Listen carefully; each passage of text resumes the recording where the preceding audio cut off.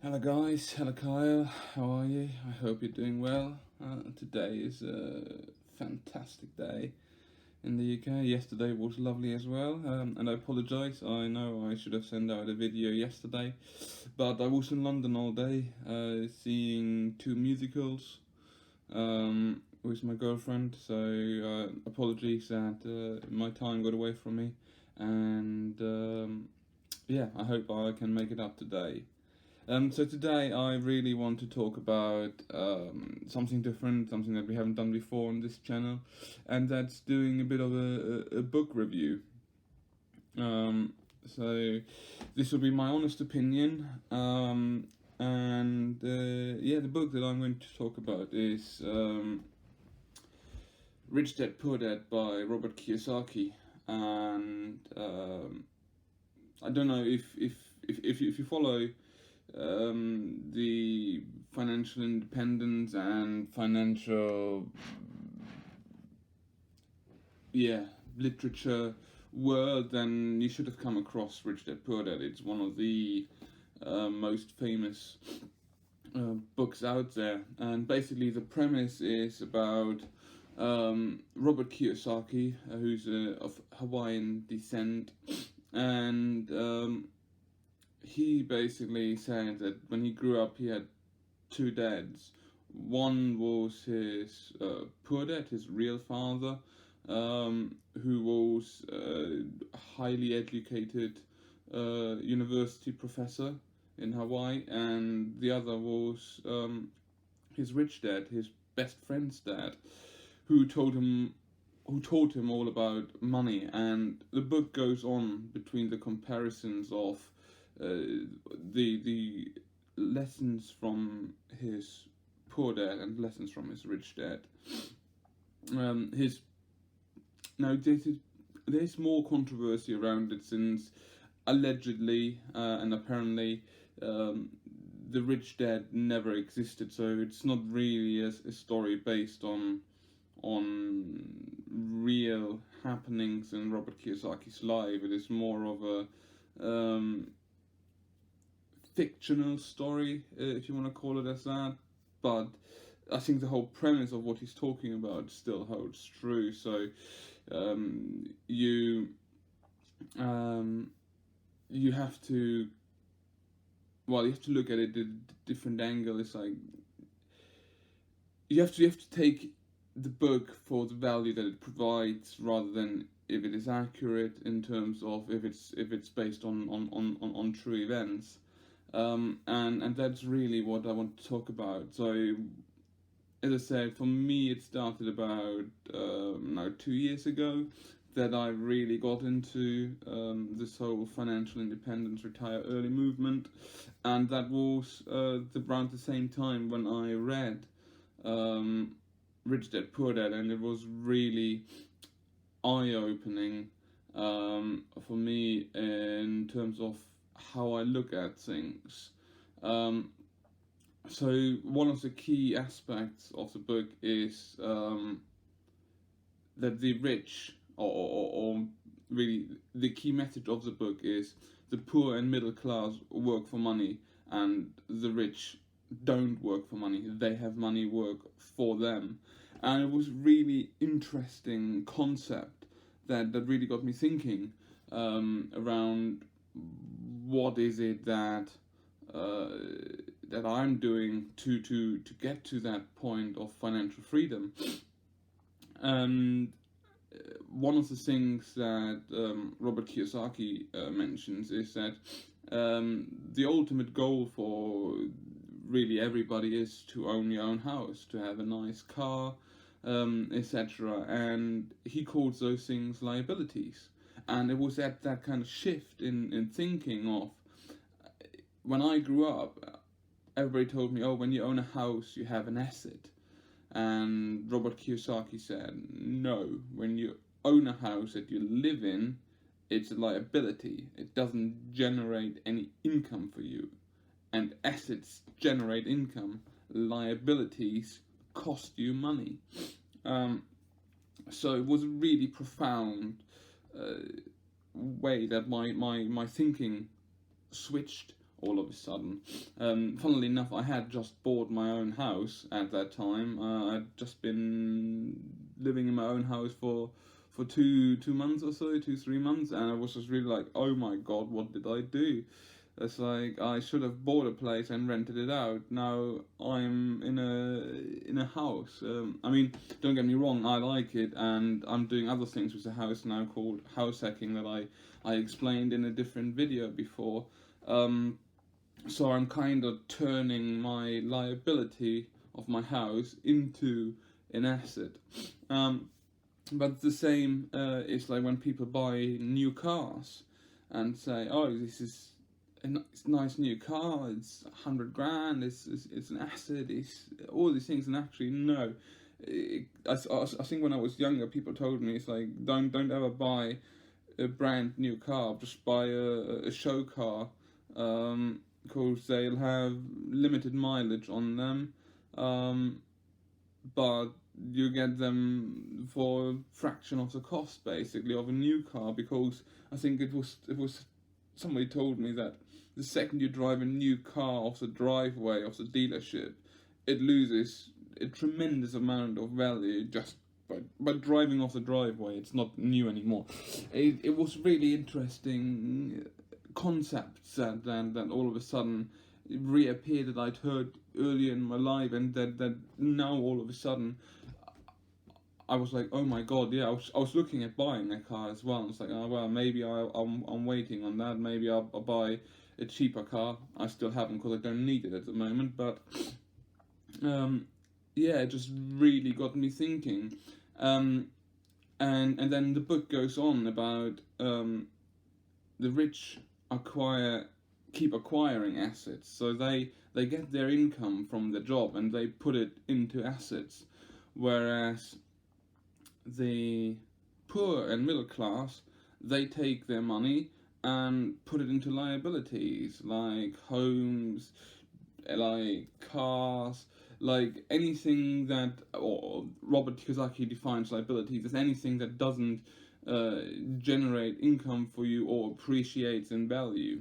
So in that case, you can argue that the house prices have been steadily increasing for the last few years. So even if you buy a house, it could be an asset because it's increasing in value.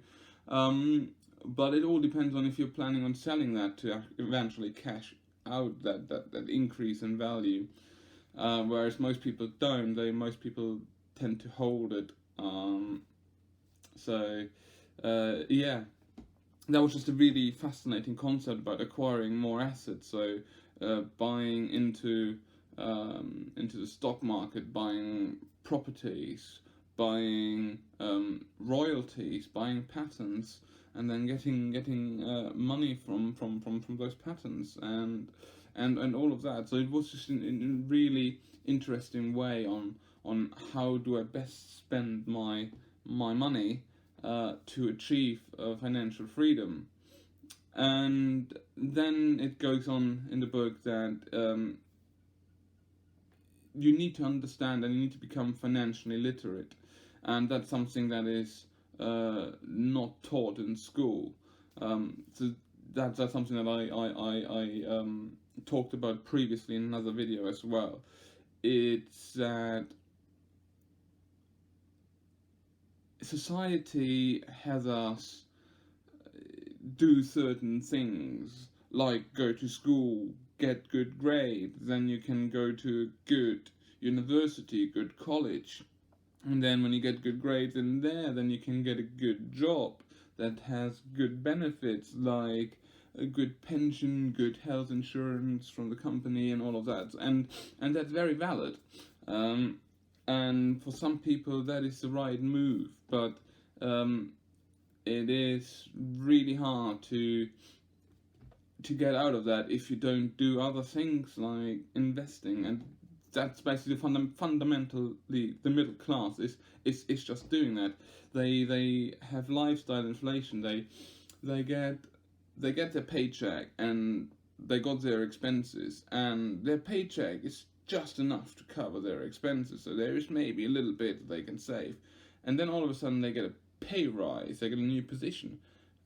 and the lifestyle increased with it. So actually, even though they earn steadily more money, in reality, the amount they save and invest and the money they have available is the same. I mean, there's a statistic out there about um, high functioning, high level, the highest level of sports people out there who earn millions in their prime, who are now broke because it was alright to have a high flying lifestyle and spend millions a year when you're making millions a year, but when that income stops coming in, then you got to reduce your lifestyle to live off that what you saved up. So it was just really interesting thought that then started happening for me around that, and then it's like, so how do I become financially literate? It's like, how do I get out of the rat race? That's basically what the book is about, getting out of the rat race, understanding what the rich do and what they do differently to what the poor and the middle class do. And as I said, Robert Kiyosaki's poor dad was highly educated, doctorates and a professor in the university and all of that, according to the book. Um, and yet money was always short because even though he got a good salary and all of that, his expenses were always just beneath his salary, so there wasn't anything left over. So yeah, it was a really interesting concept to understand that you need to be financially literate, and part of that for me is understanding your finance, understanding your budgeting. That's where budgets become so important. You have to be budgeting. You have to understand your personal finances. How much are you? How much is coming in? Versus how much are you paying out in expenses? And what have you got left over that you can then work with, that you can save or invest or do other things with. Um, and then you got to be even more financially literate, and you got to understand um, and look at opportunities on where to invest the money. That's what Robert Kiyosaki thinks is really important as well. And he says that is the single most powerful asset we have is our mind. So we can learn new things just because we went to school and did the thing society want, just because we started in the rat race and got a job and pay the bills, and then we go do our job again to pay the bills and so on, doesn't mean that we can't get out of it. And all we need is our mind to do that. And it was, as I said, it was really eye opening for me at that time when I was when I was acceptable of it,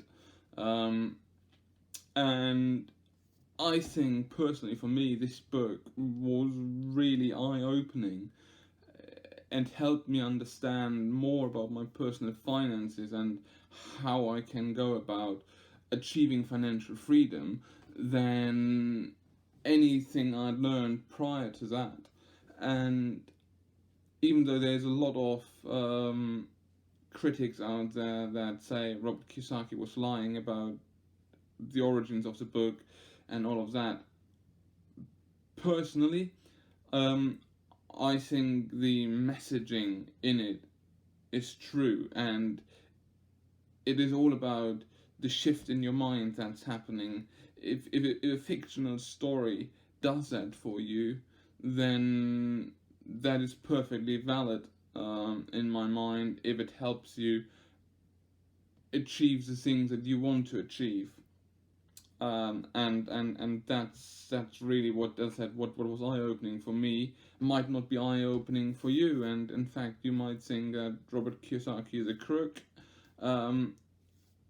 I have no opinion to that either way. I just think that his book Rich Dad Poor Dad really helped me understand uh, where I need to improve my learning, where I need to improve my understanding to help me achieve my financial freedom.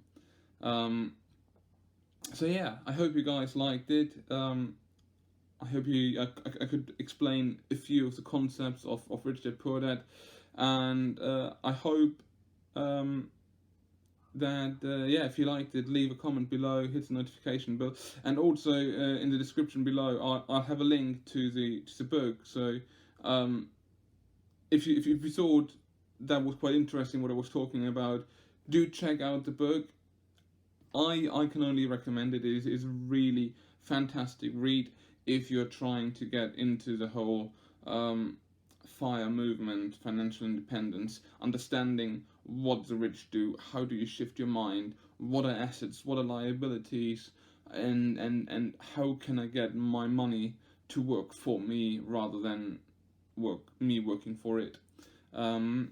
So yeah, check out the link in the description below if you want to do that. And otherwise, yeah, I hope you guys enjoyed it. If you've got any questions about the video, let us know in the comments below, and we'll get back to you. Otherwise, I hope I see you guys on the next one. Cheerio.